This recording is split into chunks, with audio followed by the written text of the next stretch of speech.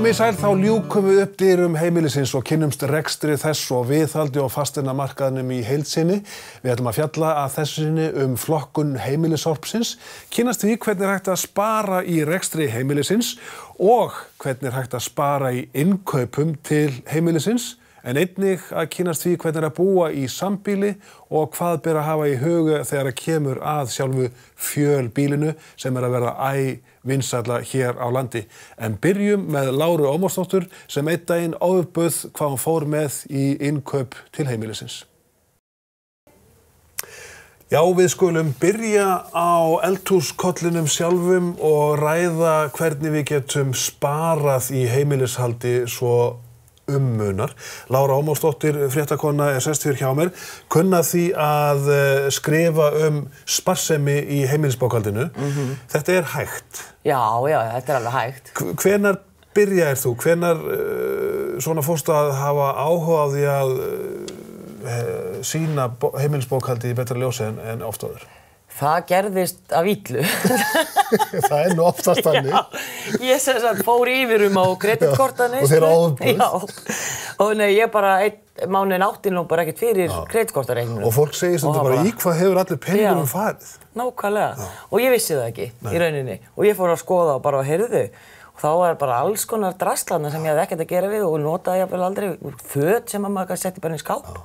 Fór aldrei í og svona. Og í rauninni sko megin vandinn að maður kaupir of mikið og óþarfa.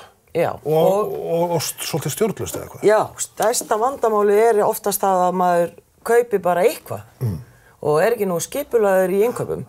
Og hérna í verslunarrekstri, þeir sem að reka verslanir, þeir vita þetta og ég var ekkert grínlaust. Þeir kunna á kunnum. Ó já, og þeir raða í búðir eftir því hvernig kunnar haga sér og þeir setja nammi við kassana svo þú grípir nú eitt súkkulaði og leiðin út líka í lokinn svona þegar þú ætlar ekki að kaupa meir. Og þú veist, það sett í miðhilluna það sem dýrast og ekkert endilega best og þú veist, hitt þetta ódýrara og svona sett neðst og það sem þeir vilja helst ekki selja, þetta sem með minni framlegð Og þetta veit ég að því ég var sjálf að vinna í búð mörg ár. Þetta skipulagt í þaula? Algjörlega í þaula. Og til þess að komast hjá þessu, þá þarf maður að vera vakandi og meðvitaður í búðinni og vera búin að ákveða áður maður fyrir inn hvað maður ætlar að kaupa, skrifa það á miða, gamli góði miðinn, svo amma var með og svona, og kaupa bara það. Og bara fara eins og hesturinn með hlerana fyrir augum í gegnum búðin. Já. Og ég fór í það að ákveða bara hvað ég ætlaði að eyða miklu hverri ferð. Og ég þurfti að beita mig svo miklu maga, ég átt svo erfitt með þetta, til að byrja með, að ég fór bara með upphæðina, peningaupphæðina, bara í cash money. Þannig að annars var ég svo hrædd ég myndi bara kaupa eitthvað sem ég átti ekki að kaupa. Og þegar við erum öll svolítið veik fyrir svona gillibóðum og tilbóðum og eitthvað, já, þetta var svo rosa fínt. Og var þetta bara líkamlega erfitt? Þetta var það fyrst, já. Og ég meira þess að planaði fram í tímann, skrifaði niður hvað ég ætlaði að kaupa bara allan mánuðinn. Gerði matseðla og skráði og nákvæmlega það þarf eina dós af baunum hér og aðra hér og svo fór ég og keypti til vikur í senn. Og það ekkert rosalegt plan? Það ekkert óyfirstíganlegt? Geturðu séð alveg með einföldum hætti 7 daga fram í tímann? Já, í rauninni getur það. En þegar þú ert búin að ákveða svona fram í tímann og ef það kemur eitthvað upp á, eins og gerist oft eða bara allt inni boðið í afmæli eða bara í veislu og þú ert ekkert svangur, þá bara færir maður bara matinn einn dag. Skilur, þetta ekkert voðalega flókið. En til að byrja með beitti ég mig gríðarlega maga. Svo kemst þetta upp í rútínu og vana og þá verður þetta allt saman miklu einfaldara. Þetta bara erfitt fyrst, þetta svona eins og með alkoholista sem hægt að drekka, skilur. Það bara erfitt fyrst, það bara dagur í einu og allt það, Einn dagur í einu. Já, þannig að stærsti óvinurinn samt kreditkortið. Og þessi, og í rauninni bara kort, þannig að þú ert ekki með eitthvað milli handana, þú veist ekki, finnur ekki hvað þetta kaupa, En hvað erfiðast við að fara út í búð? Freistingarnar eru alls staðar á réttu stöðunum eins og klækjaðarbragð verslunarstjóðans bera vitni Hvað erfiðast? Það að halda sér við það að kaupa bara fyrir ákveðna upphæð, náttúrulega. Og ég ákveð alltaf fram í tíman, þú veist, hvað ég ætla að nota peningana mín í. Sko, mér er svo gaman að eyða pening. Og mér langar helst að eyða þeim þá í eitthvað sem ég skemmtilegt að gera, veist, sem ekki að endilega borða. Nema bara út að borða, þú veist, minnst það gaman. Og þá vil ég spara þarna í innkaupum á mat, vegna þess að það er auðvelt að gera það. Og nota þá peningana í annað. Og þá ákveði ég, sko, að ég ætla að fara, þú veist, út að borða í mánuðinum og trýta mig kannski á kallinn og eitthvað, að þá skipuleggi spara ég mat sem því nemur, sem ég ætla að eyða það, skilurðu. Og í búðinni sjálfri er erfiðast að halda sig við það. Þú ert búin að ákveða, ég ætla bara að kaupa 10 skall, segjum það, að kaupa þá ekki fyrir 11. Eða, þú veist, ennþá meira sem við gera. En hvað breyttist? Hvað fór að minnka í innkaupakörfunni? Hjá mér?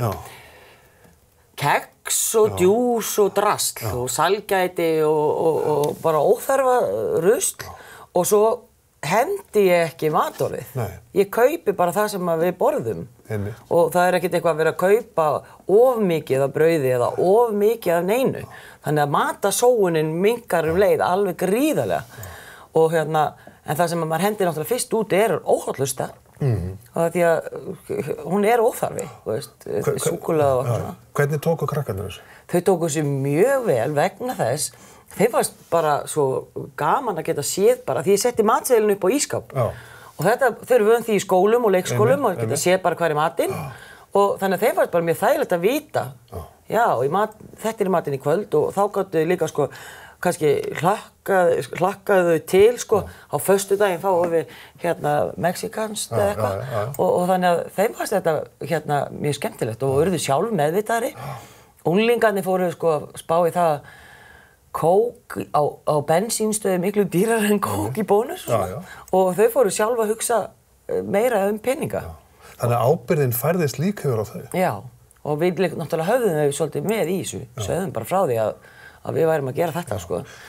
Hvað með skammtana? Oft er maður að elda of mikið og gengur eitthvað af og það er sko á stóru heimili eins og hjá þér og reyndar þeim sem hér tala líka, þá sko munar kannski ef 2 kom ekki í mat og svo framvegis og maður veit aldrei hvað eru margir í mat. Stundum eru sko 10 manns, stundum 3 og allt þar á milli. Það er svolítið erfitt að ákveða hvað maður á að kaupa mikið magn. Venjulega vandinn er á maður að kaupa 2 umbúðir af kjúklingum eða 1. En oft er kannski bara einfaldara að kaupa 1 og þá bara klárast þetta. Já, þá bara klárast maturinn. Sko þetta er samt svona vandamál sem kemur upp þegar krakkarnir verða eldri. Þetta að þau séu ekki í mat. Ég hef alltaf verið mjög fastheldin á minn matatíma, sko. Og miða bara við erum 7 í mat og þá kaupi ég sambandi við það, sko. En eftir þau fóru að vera svona stærri og stundum í mat og stundum ekki í mat, þá er ég bara... Sem er óþolandi. Já, sem er algjörlega óþolandi, já. En þá er ég samt farin að setja bara þá kröfu á þau, að þau láti mig vita. Hvenær? Bara þegar áður en ég fer í innkaup. Þau láti mig vita. Og þau eru bara nokkuð góð í því, stundum klikkar það nú samt hjá þeim og þá er bara minna til. En þá er eitt svona tricks til, sko. Þú getur verið með aðeins meira af meðlætinu og minna af dýrahlutanum sem er kjötið og það, sko. Kjötið og fiskurinn er svo dýr og menna grænmeti og hrísgrjón og kartöflur og eitthvað svona, það er ódýrara. Og þá er það bara með aðeins meira af því og minna af kjöti. Og það er algjör óþarfi fyrir að vera með sko 500 grömm á mann af kjöti, sko. Þannig að þú bara kaupir minna af því og meira af hinu. Og svo er alltaf þetta að henda í bara brauðbollur til þess að vera með. Sem að kostar eiginlega bara 50 kall að gera 10 bollur, sko. Svo megum ekki gleyma því að afgangurinn nýtist alltaf í nesti. Alltaf reynd. Það er þetta að nota afganginn alveg. Og það eins og ég segi, heim hjá mér hendu við ekki mat. Það er engin matur afgangs. Það er allt borðað. En það er alveg sko ný heimspeki sem er að ryðja sig til rúms hér á Íslandi að afgangar, þeir nýtast og fólk er hætt í mjög ríkum mæli að nýta matinn til fullnustu. Og það er eitthvað, sko, það er að koma kynslóð inn á heimili Íslendinga og er að stofna þau sem hugsa með þessum hætti. Já, sem bara, þetta mér búin að vera svolítið jákvæð þróun, þessi umræðu matasóun, loksins. Þetta náttúrulega eitthvað sem að foreldrar mínir allavega og forfeður gerðu náttúrulega áður fyrr. Það var allt nýtt til hins ítrasta. Og svo kom einhvers konar kynslóðskrítinn sem bara var ekkert að hugsa þetta. Já, svona knekta kynslóð. Og bara hugsaði bara ekkert út í þetta. Og við vorum fann að, ég held að rannsóknir sýndi maður var að henda 40-50% af öllu sem var keypt inn, sem náttúrulega algjörlega galið. Og þannig að ég mjög ánægð með að fólk skuli vera að fara að hugsa aðeins meira út í þessa þætti. En svo erum við samt sem áður líka með ungt fólk sem að borða meira og minna bara á einhverjum skyndibitastöðum. Og sem að getur líka verið svolítið hættuleg þróun upp á bara með að fá öll næringarefni og annað. Hvað hefur þetta sparað? Hvað sko getur maður spara sem nemur auðveldlega einu sinni út að borða í mánuði með því að haga sér skynsamlega í lágvöruverðsbúðum? Já. Það fer náttúrulega allt eftir því sko hversu stóra fjölskyldu þú ert. Þannig að sko í krónum tali getur þú spara meira eftir því sem þú í raun hefur verið að eyða meira. Og fyrir sko ég hef aldrei farið yfir 100.000 krónur í mat á mánuði, bara ekki einu sinni þegar við vorum flest og ég var með tengdason og allt saman inn á heimilinu. Og það sko ég hef aftur á móti heyrt alveg að fólk eyða kannski yfir 200.000 kalli yfir minni heimilum. Þannig að þetta ekkert einhver einu sinni út að borða, þú getur safnað fyrir sumarfríum og þú getur safnað fyrir jólum og páskum og öllu þessu, fermingum og allt. Og að því að það svo auðvelt einhvern veginn að stjórna þessu ef að maður bara skipuleggur sig vel, sko. Og þetta svo liður í heimilisbókhaldinu sem sveigjanlegastur þegar að gáð vegna þess að það eru óskaplega margar fastar stærðir, afborganir af húsinu, afborganir af bíl, eldsneytiskostnaður, tryggingar, allt þetta svona fastar stærðir, en þetta kannski eini svona sveigjanleikin sem hægt að hagræða eitthvað í. Já, þetta eiginlega, nánast svo eini, það að vísu hægt að draga úr eldsneytiskostnaði. Og selja bílnum og byrja að ganga eða taka strætó, vissulega. En þú veist, húsnæðiskostnaður og rafmagn og hiti og allt þetta, og þetta allt fast. Og þannig að það ekkert þetta einhvern veginn að sveigja það. Þannig að þarna eru tækifærin til þess að ná sér í peninga og sko vinna smá lottó hverju mánuði, sko. Þannig lít ég að það. Já, alveg öruggan lottóvinning. Já, alveg pottur. En sko, 2 spurningar í viðbót, Lára. Lykilatriði þá að skipuleggja nokkra daga fram í tímann. Já, og losa sig við kreditkortið. Þannig að kreditkortinu ertu alltaf að eyða pening sem þú átt ekki til. Og ég búin að læra það að það geta alltaf komið upp þar aðstæður að tekjurnar þínar minnka bara skyndilega og þá bara vont að vera með eitthvað svona kreditkortareikning sem að bíður eftir að vera borgaður, sko. Og ég á bara alltaf fyrir öllu sem við að gera, bara safna fyrir öllu og það eru fastar á árinu sem við vitum eru dýrir.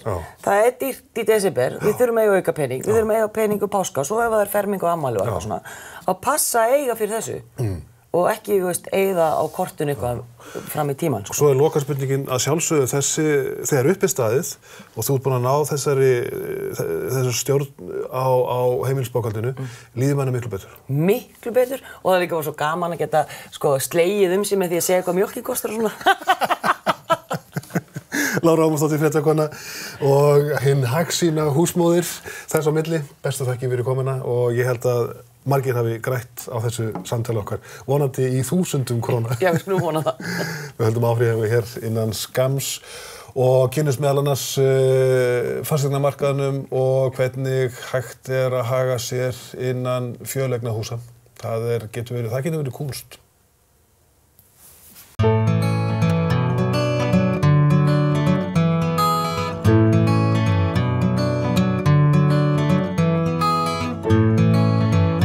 Hugum þessu næst að fasteignamarkaðnum sem fjörlegur sem fyrri árin. Páll Þór Ármann kominn hér til mín og hokkinar reynslu frá eignaumsjón, fyrirtæki sem hefur starfað á markaði í 15 ára eða svo frá aldamótum og annast fjöleignir af ýmsu tagi. Við ætlum aðeins að ræða þann hluta fasteignamarkaðarins.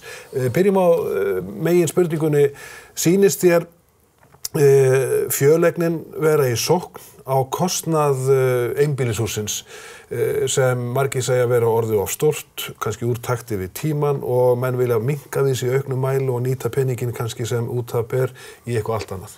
Já, manni sýnist þessi þróun vera, kannski ekki á kostnað einbýlisins en fjöleignin að stækka sinn hluta af kökunni og fjöleig þá í öllum víðum skilningi. Það er verið að byggja fínar, flottar íbúðir í fjöleignum. Það er líka verið að reyna að byggja ódýrar og minni íbúðir í fjöleignum og síðan eru raðhús og parhús og allt þetta. Allt tilheyrir þetta þessari kategóríu sem að fjöleignir eru og manni finnst þetta vera að aukast. Okkar kynslóð kannski svo síðasta sem hugsar eins og afar okkar og feður komu inn í bæina úr sveitinni, vildu hafa stóran kartöflugarð í kringum húsið, risastóran bílskúr, helst 170 fermetra einbýlishúsi og það annað stærra. Þessi hugsun víkjandi kannski? Já, mann hefur það tilfinningun allavega og stundum platar tilfinningin mann en það er nú sem gengur og gerist en jú, mér finnst það og þetta með að sjá garðinn og sýna lóð og allt þetta, mér finnst þetta vera svona þægindaramminn kominn þannig að fólk vill komast inn í fjöleigna sem bara inn í ferli, sem stjórn þetta gilda lög og reglur og þetta bara svona er system sem virkar. Og maður sér þetta svona í þangagangi unga fólksins í dag sem að koma inn á markaðinn að nægjusemin, nýtnin, sparsemin, þetta eru gildi sem eru að koma mjög veigamikil inn í svona hugsun samfélagsins. Já, og skila sér svo aftur á móti inn í sem sagt íbúðarhúsnæði eignina og nýting á fjármunum sem fólk hefur oftast takmarkað og kemur þannig inn í þessa húsnæðismarkaðsflóru.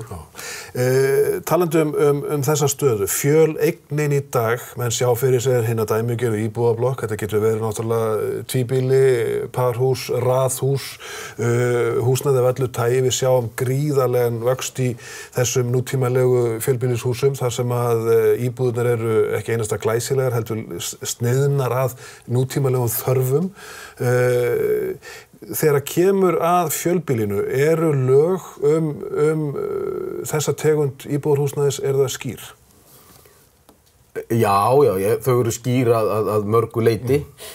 Mætti alveg vera skýra að öðru leyti. Það er nú eins og með lögum svona samfélög að þau ná vel utan sumt, ver utan annað og það kemur nú ofta staði þegar það kemur að svona samgangi og tillitssemi og mannleg samskipti er erfitt að nýta í lagateksta en rammar ágætlega inn ýmislegt annað varðandi ákvarðanatöku og kostnaðarskiptingu og annað slíkt svona sem er svona ákveðin grunnur og við finnum fyrir svona auknum þunga í að húsfélög eða þau félög sem að reka svona fjöleignir vilja fá þriðja aðila til að halda utan þetta og slíta svolítið sína persónu frá, geta sér í stjórn, en eru með þriðja aðila sem fagaðila til þess að ráðleggja sér og stýra svona þessum daglega rekstri með stjórnin og létta þar með undir þessum störfum. Hvað er oftast erfiðast að taka á í fjöleign? Þetta er oftast persónuleg vandamál. Það er nú bara í öllu, hvort sem að það er svona eða vinnustöðum eða öðru slíku. Það er bara fúllamótið? Já, það getur verið fúllamótið, það getur verið ýmis vandamál sem að uppkoma. Nú, mjög sígilt og hefðbundið er dýrahald í svona fjölbýlum, umgengni og þá kemur ofta í mörgum fjölbýlum eru leigjendur og svona vill svona loða við sumstaðar að leigjendur eru ekki alveg sama tilfinningu fyrir umgengni og eigendur og þar með myndast kannski svona smá kontrast í þeirra samskiptum og þessi lög reyna náttúrulega að ramma það svolítið inn. Og þá hafa líka lögin heimil til húsfélaga að semja sér húsreglur og annað slíkt. Þannig að þetta er svona ákveðin rammi, ágætisrammi. En hvað á þessi dæmigerði íbúi að gera sem er kannski að flytja úr stóra einbýlishúsinu sínu og er að fara inn í fjölbýli? Á hann ekki að kynna sér þetta vel í þaula áður en hann stingur fæti inn í nýja íbúð? Jú, ef við horfum framhjá kannski sko fasteigninni sjálfri og sölu á fasteigninni og þá horfum við bara á rekstur húsfélagsins og annað slíkt, jú, að sjálfsög á hann að kynna sér það. Hann líka náttúrulega að gera sér grein fyrir því að hann að fara úr einbýli sem hann réð öllu og hann að fara inn í samfélag. Samfélag sem að lítur ákveðnum reglum og lögum og það er svona það sem að maðurinn þarf að tileinka sér þegar hann flytur þetta yfir og taka til. Já, og þetta er töluverð breyting. Þetta er töluverð breyting fyrir fjölmarga, já, og oftast er þetta bara, gengur þetta bara glimrandi vel. En við finnum mjög fyrir því að það er verið að byggja fínar íbúðir, það sem fólk er að minnka við sig og fara úr einbýlinu yfir í flott sérbýli með bílgeymslu eða sem sagt séreign inn í fjölbýli og það er vöxtur þar klárlega. En hvað á fólk að gera? Það áður en hann leggur af stað, það þarf væntanlega að kynna sér lögin. Hvað er þetta stór pakki til þess að kynna sér áður en maður ákveður að flytja í fjölbýlis þar sem ekkert endilega á vísan að róa þegar kemur að sambúð við annað fólk? Nei, lögin eru þegar þú kemur fyrst að þeim þá eru þau rosalega stór og mikil, en þegar þú ert búin að vinna með þau svolítinn tíma þá eru þau nú innrammaðri, það er nú bara eins og allt sem þú lærir á og byrjar að vinna með og þekkir, að þá einfaldast yfir sýnin. En fólk þarf kannski fyrst og fremst að kynna sér að hvernig er rekstur húsfélagsins, hvernig hefur hann gengið, hvernig er stýringin á því og svona það skiptir auðvitað fólk máli því að það er jú að greiða hérna inn í sameiginlega sjóði og með þessa sameiginlegu sjóði fer stjórn og það þarf auðvitað að gæta því að þetta sé svona vel gert, faglega gert. Það þarf að halda fundi til að taka ákvarðanir og það er ekki einhver einn sem að tekur ákvörðun ýmislegt sem að kemur rekstri fjölbýlis, heldur þarf að leggja fyrir á fundi. Það er rammað inn í ákvarðanatökur, það er rammað ágætlega inn í lögin. Þannig að það er ýmislegt svona sem að fólk þarf að átta sig á að sé í lagi. Verður fólk ekki oft á tíðum bara beinlínis hissa, þarf ég að haga mér svona, þarf ég að gera þetta, neyðist ég til að gera þetta líka verandi íbúi í fjölbýli? Já. Það er ýmislegt sem að fólk svona þarf að glíma við, að reka sig á innan gæsalappa því að þetta eru þetta samfélag sem að fólk þarf að ganga sína sameign og það er bara mannlegt í því að menn hafa mismunandi skoðanir á því. Þrifastuðull manna er mismunandi til dæmis, það er bara eins og gengur og gerist, þannig að þetta eru þetta bara fólk sem þarf að fara inn í samfélag, það er að taka tillit til annarra og umgangast fólk eins og vera ber. En það er nú kannski það skemmtilega við að alla jafna þar sem við höfum komið inn í húsfélög, þar hefur þetta stýrst vel. Það er að segja, við erum að stofna mörg ný húsfélög í nýjum svona samfélögum og undantekninga lítið ráða menn sér svona fagaðil til þess að stýra rekstrinu með stjórninni og fólk leita sér upplýsinga ýmislegt. Það átt að sér til dæmis á að svona húsfélög í fjölbýlum, þetta er heilmikið umfang. Þetta er að sjá hita, já, þetta er heilmikill rekstur í stórum félögum og við erum með húsfélög sem eru kannski samsett af nokkrum deildum, 4-5 húsfélagsdeildum og 100 eignir eða 120-30 eignir inn í húsfélaginu. Þannig að umfangið er kannski 20 milljóna í rekstri á ári.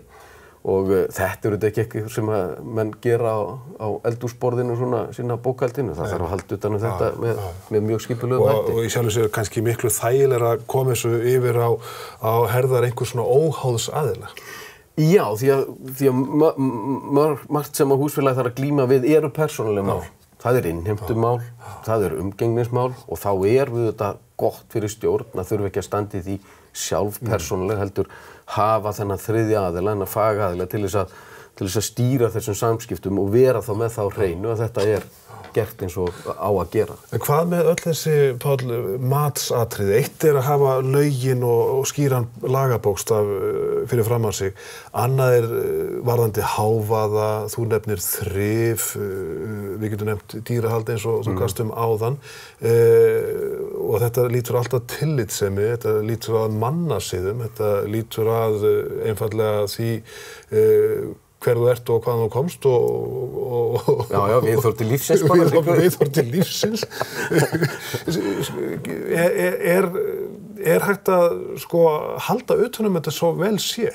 Get ég bannað beinleiðis fólki að spila Deep Purple á þyngsta bassatóni 11:30 á kvöldin? Já, ef það í húsreglum, já, þá getur það. Já, með þá þeirri nálgun að gera athugasemdir við þessa hegðun. Ég meina það ákveðin prótókoll sem fer bara í gegnum samkvæmt lögunum. Það áminning og annað slíkt og ef að umgengnin ekki eins og húsreglur segja til og lögin, það er til dæmis háreisti að minnstakosti eftir miðnætti segja lögin og minnstakosti frá miðnætti til 7 á morgnana á að vera hljóð. Þannig ef það háreisti eftir þann tíma. Húsreglur getur sett kannski frá 10 eða 11 gjarnan, menn setja 11 oft sem viðmiðun. Og stundum jú afmæli og annað slíkt, fólk lætur vita að það afmæli, þá tekur fólk tillit. Þannig jú bara samfélög, en sífellt ónæði frá sama aðila þetta eitthvað sem að húsfélögin þurfa að glíma við. Og það þetta bara rammað inn í ágætisferli. Og þá hægt að ganga alla leið og losa sig einfallega við íbúan ef í... Já, það lögin geta stýrt því að þú getur bara krafið eiganda að selja íbúð vegna brota á slíkum reglum. Hvað með ólík fjölbýli? Geta þau mótað sína reglur í ljósi lagana? Getur eitt húsfélag haft svona aðra túlkun á lögunum heldur en næsta fjölbýli við hliðina? Kannski ekki túlkun á lögunum því lögin og eignaskipta lýsing hússins rammar ágætlega inn til dæmis kostnaðarskipting og annað slíkt. Fólk getur sett inn í húsreglur mismunandi stífleika eða mismunandi nálgun og menn geta verið með mismunandi þjónustustig í rekstri. Þrífa daglega, vikulega, mánaðarlega og reyna þá að vinna sjálf í að halda utan hlutina þess á milli. Þannig að svona húsfélög geta sett mismunandi slíkar reglur en túlkun lagana býsna innrömmuð og við höfum kærunefnd húsamála til þess að fara með mál sem að ágreiningur uppi Það kemur alltaf fyrir. Og þetta lýðræðislega ákvörðun? Getur stjórn húsfélags í krafti fundar með ákveðnum fjölda ákveðið hefur það sjálfdæmi hvernig það býr til reglur hússins? Nei, húsreglur skal samþykkja á húsfundi, leggja fyrir og samþykkja og gera þá breytingar á húsfundi. En húsreglurnar, það heimild í lögunum að setja húsfélög geta sett sér eða eiga setja sér, ég held að sín orða þannig í lögunum, skulu setja húsreglur og þær taka þá oftast út úr lögunum svona það sem að snýra umgengni og svona mannlegu samskipti. Hvað með einn viðkvæmasta þáttinn, Páll, sem lítur að peningum? Innheimt misjafnlega mikið? Þetta allt frá nokkrum þúsundköllum upp í 10.000? Já, það fer auðvitað bara eftir umfangi húsfélagsins, rekstri, þegar þjónustu stígi sem húsfélagi kýs að hafa, hvaða þjónustu kaupir það, hvaða þjónustu vill að sinna sjálf. Stundum ganga ræstingar á milli íbúða og þá ekki greitt fyrir það, stundum bara keyptur ræstingaaðili, þannig að það getur verið mjög mismunandi. Hvað algengt? Algeng húsgjöld í svona húsfélögum, húsfélög almennt kaupa ræstingar. Almennt þau með húseigendatryggingu. Hitinn fer almennt í gegnum húsfélögið sem sagt hlutfallsskipting samkvæmt eignaskiptalýsingu. Síðan kannski það sem við höfum verið að leggja aukna áherslu á að menn horfi til viðhalds og framkvæmda með því að leggja til í framkvæmdasjóð ákveðið tillag. Húsgjöld geta verið á bilinu 15, 20, 25.000 á mánuði fyrir íbúð. Lyfta, þá bara ákveðin gjald sem að lyfta kostar og viðhald á henni. Þannig að þetta harmonerar svolítið saman við bara umfang rekstursins, að þetta getur verið frá nokkrum þúsund köllum eins og við bendir á upp í 20.000. fer oftast stærstu hlutin eru þetta til lengri tíma stærsti kostnaðarliður viðhaldskostnaður. Því húsfélag heldur utan viðhald ytrabyrðisins, þak, lóð, gluggar, steinn. Þetta eru kostnaðarsömustu hlutirnir til þess að glíma við til lengri tíma. Hvar sveigjanleiki, hvar breytileikin, hvar geta húsfélög sparað? Það einkanlega í restingu? Þau geta sparað þetta, við spörum ýmislegt sem að snýrað húsfélögum til dæmis með tryggingum, það þarf að bjóða þær reglulega út eins og gengur að gerist, þetta bara eins og hver annar rekstur. Það þarf að bjóða út reglulega annað, ef þú ert ánægð með þjónustuna þá þetta í lagi og gjaldið, en þú getur ofta sparað með því að taka þér sjálfur eða láta það róta á milli íbúða. Það gengur svona og svona í svona samfélögum, einn þrífur verð en annar og einn sleppir því að þrífa, þá lendir það á þetta næstu íbúð.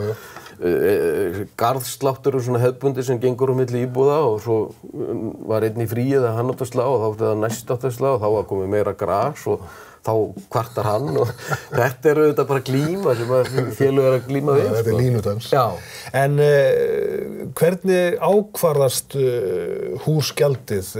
Það hlutfallstölu með íbúðastærð? Sumt, já. Tryggingar, framkvæmdagjald, hitakostnað, þetta er hlutfallsskipt. Reksturinn, almennur rekstur er alla jafnskiptur. Eignaskipta yfirlýsing hússins segir býsna til og lögin kostnaðarskiptingu. Þú getur verið í stóru félagi þar sem að nokkrir stigagangar eru. Þá eru sameignir sumra eins og lögin kalla og eignaskipta yfirlýsingar sem að reka sinn stigagang og greiða fyrir hann. Og síðan er sameiginlegur rekstur utan viðhald og lóð og slíkt. Þá er þetta að bjóða ræstingar til dæmis saman út fyrir alla stigagangana. Þannig snærst hagræði. Þannig að nýji íbúinn sem flytur inn í ákveðið fjölbýlishús, hann á að geta vitað að hverju hann gengur í öllu tilliti. Já, hann getur séð það þegar hann er að kaupa í fjölbýli, þá á hann að fá það sem heitir húsfélagsyfirlýsing, yfirlýsing húsfélags það þrennt sem á að koma þar fram. Það er stöðu viðkomandi íbúðar gagnvart hússjóðinum. Hvað á að borga í gjöld og hvað er innifælið þeim gjöldum, þá getur hann aðeins gert sig grein fyrir rekstrinum. Hvernig hússjóðurinn stendur almennt, þá getur hann gert sig grein fyrir því hvort að hússjóðurinn sé í þokkalegum málum eða ekki. Stundum er þetta bara á núlli og þá svona hringja kannski einhverja viðvörunarbjöllu. Og síðan þá þeim framkvæmdum sem að búið er að ákveða eða eru ósamþykktar og eru fyrirhugaðar. Þetta þrennt þarf að koma þarna fram. Og sjálfsagt að kalla eftir fundargerðum. Þegar við fyllum út svona húsfélagsyfirlýsingar þá sendum við fundargerðir með þar sem fram kemur ársreikningur, húsgjaldaálagning, hún er lögð fyrir á aðalfundi, tilgreint niður á íbúð og þar er hún samþykkt. Þannig að þetta rammast mjög vel inn í svona þjónustu eins og í okkur. Og þessi viðkomandi nýji íbúi, hann verður bara að lúta þeim ákvörðum sem teknar eru á stjórn húsfélagsins. Tökum bara eitt praktískt dæmi í lokin. Ég er nýfluttur inn í fjölbýli, ég veit að hverju ég geng, en bara næsta fundi er ákveðið að gera við þakið eins og það leggur sig. Og þú ert tiltölulega blankur, þú ert nýbúin að kaupa þér þessi íbúð og þú eru bara að gjöra svo vel að eyða 5x100 kalli næsta hálfa árið í þessar viðgerðir. Já, svo framalega sem það er samþykkt samkvæmt þeim reglum sem það gilda á húsfundi, lagt fram tilboð, tilboðið samþykkt, innheimtan samþykkt, með þeim tilskilda meirihluta sem þarf, þá lítur þú þeim ákvörðunum. Og það er svona stundum þessi harði heimur þegar kemur að viðhaldi. Og sérstaklega við hort á hús sem hafa frestað viðhaldi 10-15 ár og lág húsgjöld. Eigandinn hefur ekki greitt neitt í viðhaldssjóð, selur. Svo ertu búin að eiga eignin í 2 ár. Þá koma 40 milljónir framkvæmdir á ytrabyrði, ekkert til í sjóð. Þessi hugsun þurfum við kannski að reyna að koma meir inn í húsfélögin að leggja í viðhaldssjóð, því viðhaldi verður til á lengri tíma þó að sé farið í það í kössum. Og það kemur alltaf að viðhaldi. Það einhvern veginn er þannig. Það er ekkert sem að heitir, menn hafa sagt þetta er viðhaldsfrítt hús. Ég hef ekki kynnst því. Og hússjóður á núlli, hann á að klingja... Já, mér finnst alltaf að menn svona hugsi býttu nú við. Akkur er ekki einhver sjóður til hér. Eðlilegt er að rekstrasjóður eigi svona 2-3 mánaða útgjöld. til þess að standa svona straum af sveigjanleika í greiðslum og innheimtu. Og framkvæmdasjóður á auðvitað að vera einhver summa svona miðað við umfang hússins. Páll Þór Ármann, gott að hafa þig frá Eignaumsjón, maður sem talar að viti í þessum málum. Takk fyrir það. Og veitir ekki af, enda mörg gildran þegar kemur að því að flytja inn í fjölbýli. Klárlega. Við höldum hér áfram eftir litla stund og kynnumst þá þeim þætti í heimilisrekstrinum sem snýr að bílnum, sem jú ein stærsti liðurinn í heimilisbókhaldinu. En hvernig getum við sparað þegar kemur að blessaða heimilisbílnum? Runnar Ólafsson ætlar að segja okkur allt það hér innan skamms.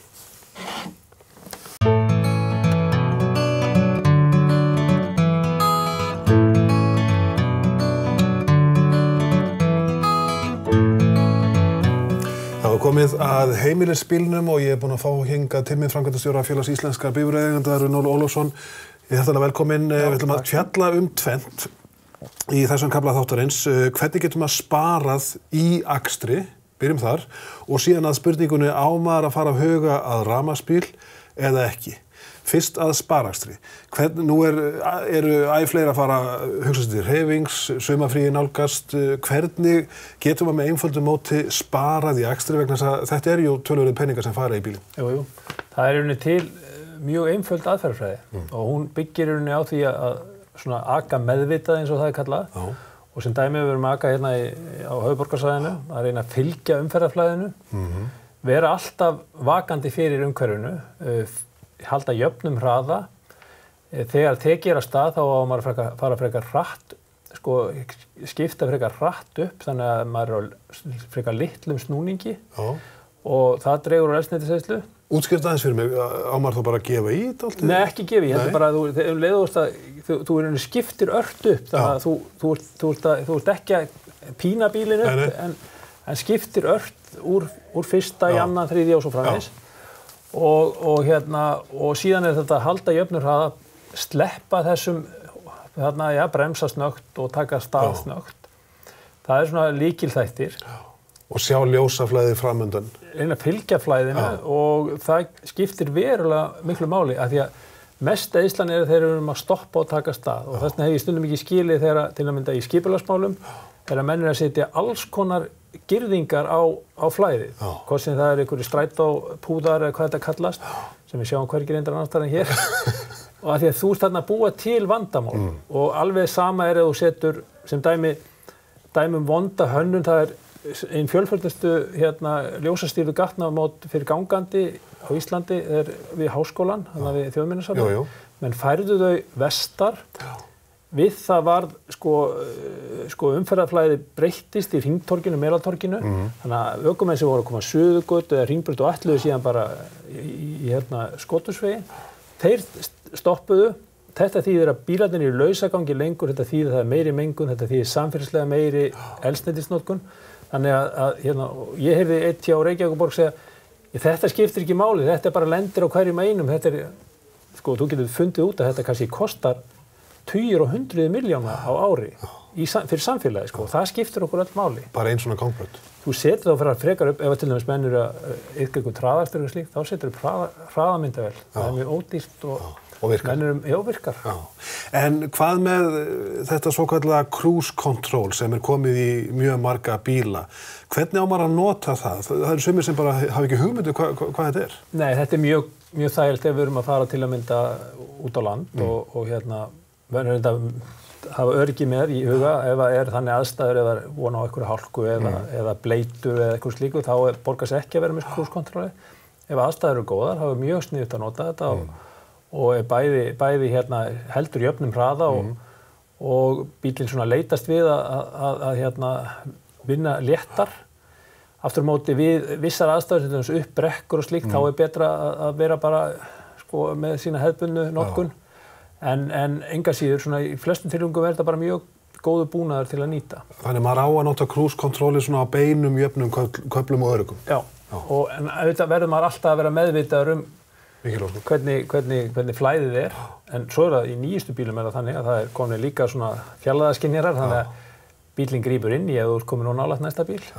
Þannig að það er ekki sjálfstýring en svona allan að það er mjög góður búnaður Og til framtíðar til dæmis eru bresk tryggingafélög fyrir að huga því hvað eigum við að gera, við þurfum einhvern veginn að hugsa nýjan business að því að iðgjöld munu snar lækka, því að allir þessi nýji tækjabúnaður mun draga úr slysum og maðurinn þetta sá breiskasti í þessu öllu og okkar mannlega hegðun verður kannski stundum orsakavaldur og mjög oft orsakavaldur slysa. Þannig að með aukinni sjálfstýringu þá mun slysum fækka. Hvað getur maður að spara mikið í eldsneytiskostnaði við það að aka á jafnari hraða? Það er bara var gerð rannsókn meðal annars í Svíþjóð og líka í Finnlandi og þar voru menn að gera bara tilraunir á ökumönnum og með einfaldri uppfræðslu við stundum kalla þetta vistakstur á Íslandi, þá voru menn að ná að meðaltali 15% sparnaði og ekkert óalgengt í tilvikum að menn var að ná 20-25. Þannig að við sjáum líka til viðmuna, við hefum verið með sparakskeppni og síðasta keppni var Reykjavík Akureyri og það voru bílar þarna, svona miðlungsfjölskyldubílar sem voru að fara með undir 4 lítrum, hefðbundni bílar á 100, en þá miðaðist reglurnar voru þannig að bílarnir urðu að halda þeim umferðarhraða sem er á veginum. Þannig að við erum ekki að tala að bílarnir hafi verið að keyra þarna á 50-60 eitthvað slíkt, þeir voru bara að halda svona í kringum 90 á þjóðveginum. Og þannig að þetta er alveg hægt og svo við vitum reyndar þetta svindl bílaframleiðenda. Þeir eru búin að vera að búa til alls konar búnað til þess að búa til einhverja tölur sem henta inn í regluverkið. En þrýstingurinn er mjög mikill á framleiðendur að draga úr eldsneytisnotkun. Og síðan erum við að sjá þessa svona nýju möguleika, hvort sem það eru tvinnbílar eða rafbílar. Hitt er bara, ef við svo förum aftur í sparnaði, það er bara ein einföld ráð. Kanna loftþrýstinginn minnst einu sinni í mánuði, það er mjög mikilvægt. Hafa þá loftþrýstingsviðmiðun sem framleiðandi gefur upp. Númer 2, að vera ekki með óþarfa hluti alltaf í bílnum. Golfarar þurfa ekki alltaf að vera með golfsettin í bílnum eða hestamennin með hnakkana eða við hinn bara með allan gíni sem við þurfum ekki alltaf að vera með. Allt tekur þetta þyngdin virkar varðandi eldsneyti. Annað er líka ef við erum með toppgrind eða svona tengdamömmubox eða eitthvað á þakinu. Ef við erum ekki að nota þá betra að sleppa því allt skapar þetta auknæðslu. Ef þú verður að byrja þitt fullorðins líf í dag, hvort væri praktískara fyrir þig til lengdar að kaupa þér bensínbíl, hefðbundinn, tvinnbíl eða skella sér bara beint í rafmagnsbíl? Það fer algjörlega eftir akstursnotkun. Við erum að sjá það að margir sem að nýta ökutæki til dæmis í þéttbýli geta mjög vel komið stað með rafbíl. Þetta er líka alveg mjög jákvæður og hentugur kostur fyrir fólk sem er með fleiri en einn bíl á heimili. Og akstursringur hefðbundins rafbíls er alltaf að verða lengri og lengri.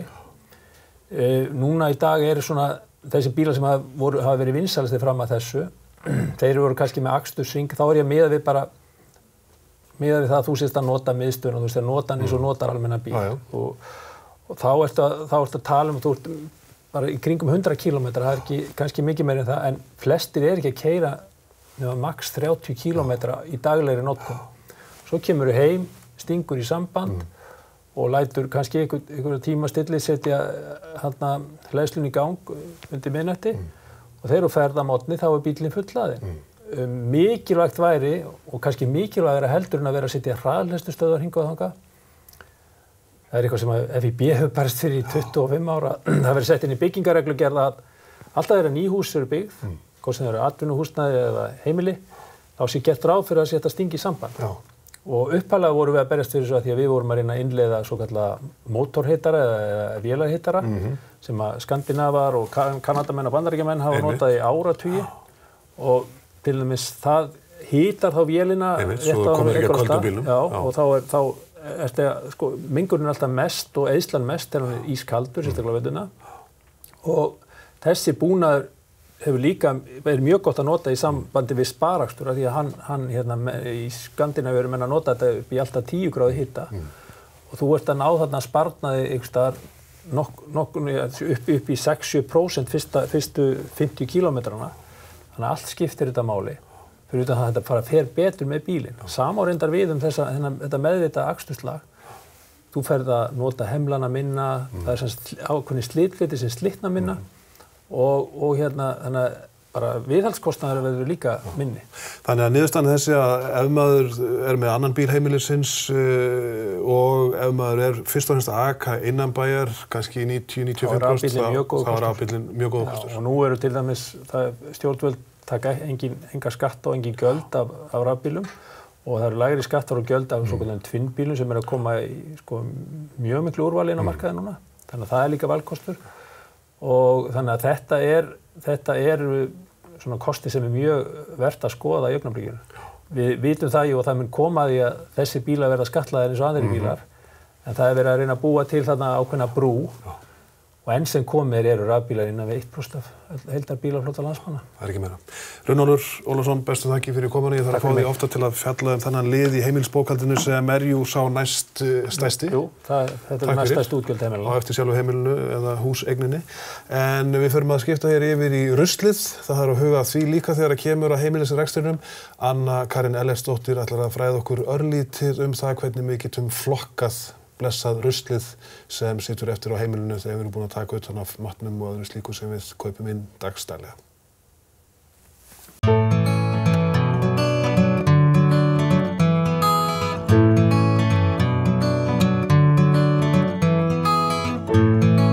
Sæl, málefni dagsins er flokkun og endurvinnsla. Ég er búin að finna hérna 2 konur sem ég ætla að heimsækja, það er Eyju og Rakel. Og ég ætla að kíkja hans inn í skápana í þeirra eldhúsi og sjá hvernig þær hafa hagrætt sinni flokkun á þeirra heimili. Ef ekki bara hittast þar.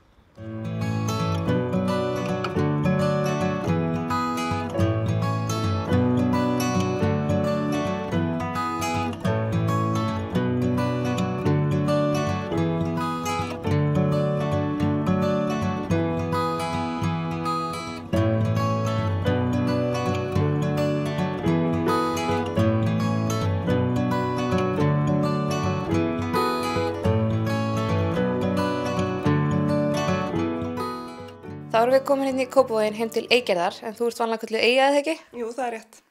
Þú ert nú búin að vera flokka í daggóðan tíma. Hvernig byrjaði þetta allt saman hjá þér? Ég hef náttúrulega bara sem lítið stelpa haft lengi áhuga á umhverfismálum og það eru mörg ár síðan að ég fór að spá í þessu og svona spá í hvað féll til og hvernig var hægt að flokka það og svo þróaðist það bara í að skoða hvað ég er að kaupa inn. Og þannig að þetta er svona bara búið að vera svona lítið áhugamál lengi.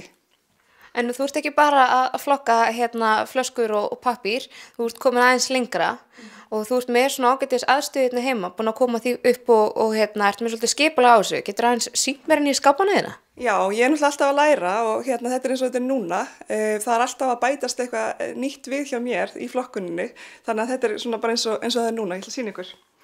En myndir ekki alveg samþykkja það að leið maður byrjar að flokka og þá er svona vindur þetta upp á sig og maður hættir ekki. Ég er svolítið upplegað þannig, ertu samlað því? Jú, ég er algjörlega samlað. Mjög margir einmitt byrja að flokka dagblöðin frá og svo komu fleiri pappírsflokkar eins og bara umbúðir eins og utan af serióspakkanum, skókassarnir og svo leis. Svo fer fólk oft að flokka það plastið og svo fer það að velta fyrir sig glerun og málmónum og fólk einhvern veginn eins og umhverfisvitundin líka vakni dálítið í ruslatunum hjá fólki og þá fer fólk líka að velta fyrir sér hvað er það að kaupa inn og hvernig það getur haga þá þeim hlutum betur. Ég er alveg sammála, þetta vindur upp á sig oft. Já. En sýndu mér þú ert með þetta voðalega skipulagt og flott og ég hef endilega sjá þetta hjá þér. Já, þetta er bara svona frekar einfalt að ég er bara með svona einn dall undir bara skilgjaldskyldar umbúðir sem falla til á heimilinu. Það er náttúrulega svona mikið, þannig að dallurinn þarf að vera náttúrulega stór.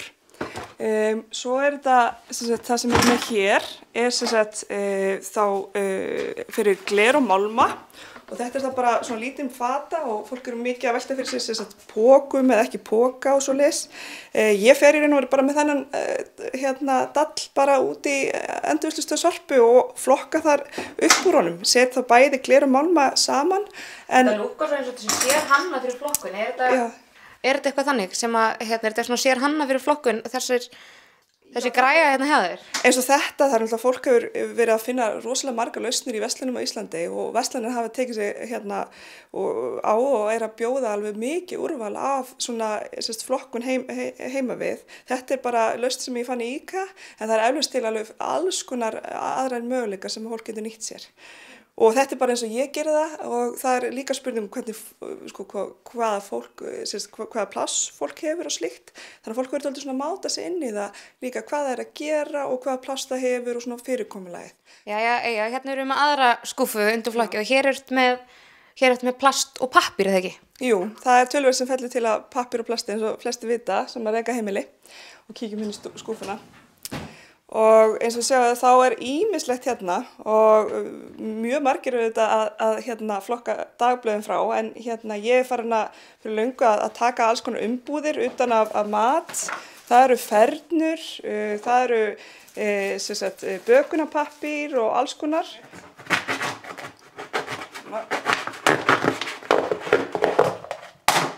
Svona.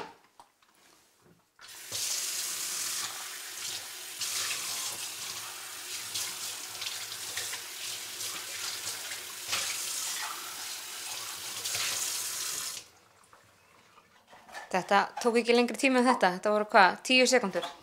Einmitt, það aðeins eftir. Sko. Og svo bara þurrka innan með tuskunni, það auðvelt. Þar hafið það var þetta bara komið, beint í plasti. Eyja, takk kærlega fyrir að taka á móti mér og sýna mér inn í flokkstuð heimilisins hjá þér. Mín var ánægðin.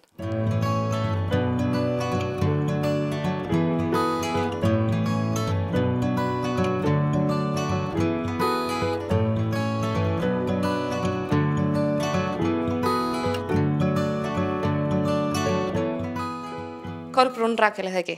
Jú, það passar. En ég vil kalla Rakel. Já, nema þegar mamma að skamma mig, þá heyrst alltaf Kolbrún Rakel. Já, nákvæmlega, mann kannast í það, alltaf nota bæðinöfnin.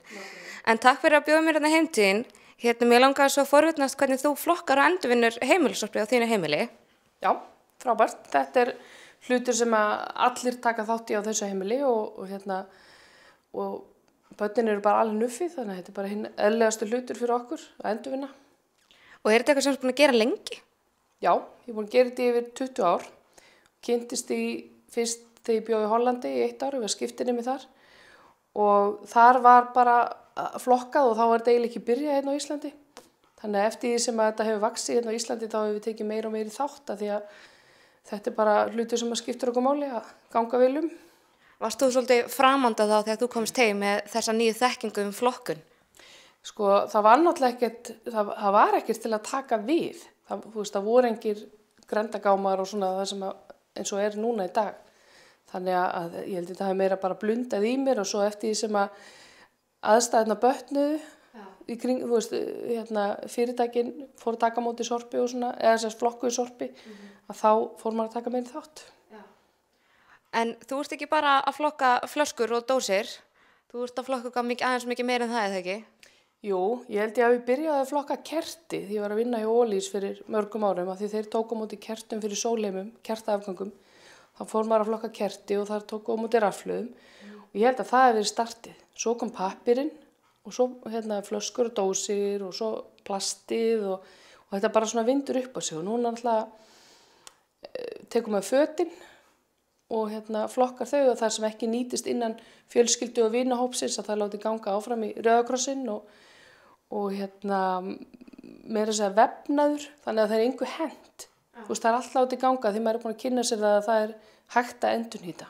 En ertu til að sýna mér aðeins hvernig skipulagið hjá þér? Ég sé þetta mjög skipulagt og flott. Langar aðeins að sjá þetta? Já, þetta svona heimatilbúin lausn. Þetta bara eitthvað sem við höfum lagað að því plássi sem við höfum.